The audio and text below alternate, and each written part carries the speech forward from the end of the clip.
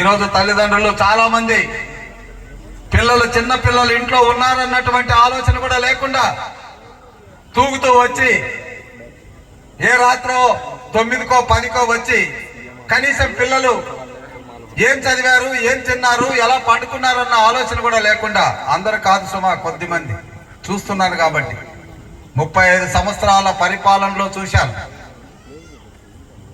ఈ 5 సంవత్సరాలు చంద్రబాబు నాయుడు గారితో తెలుగుదేశంలో క్రియాశీలకంగా హెచ్ఆర్డి చైర్మన్ గా చాలా మంది జీవితాలను స్టడీ చేశాను. నేను చెప్పేది వాస్తవాలే.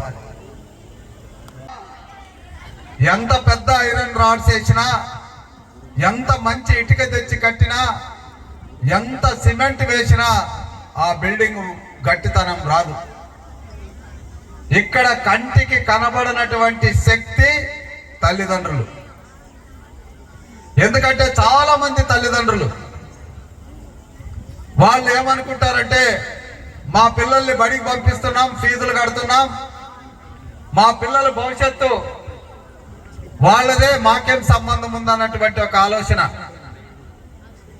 లేదు, మా పిల్లల్ని చదివించాలనుకుంటే మాకు చదువు రాదు కదా, మాకేం తెలుస్తుంది, ఆ పిల్లలకి ఏం చదవాలో మాకు ఎలా చెప్పాలో కూడా తెలియదు కదా అన్నటువంటి ఒక ఆలోచన.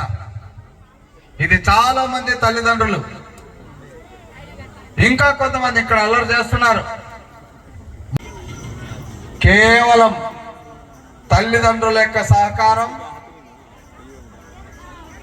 ఎవరి పిల్లలైతే తమ పిల్లలుగా భావించి పాఠాలు చెప్పేటటువంటి టీచర్ల యొక్క దృఢ సంకల్పం, తల్లిదండ్రులకు తలెత్తుకొని గౌరవాన్ని ఇచ్చేటటువంటి స్థితిని ఇవ్వాలన్నటువంటి ఆలోచన ఉన్నటువంటి పిల్లల యొక్క వజ్ర సంకల్పమే మనం ఏదనుకుంటే అది సాధిస్తాం.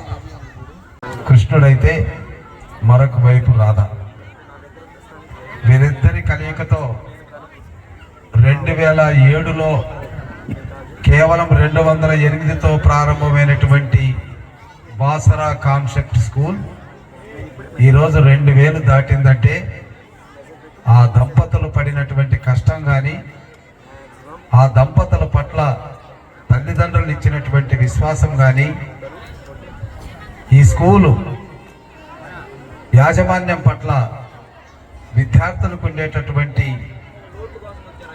ఒక సంకల్పం కానీ దీనికి నిదర్శనంగా ఉంది.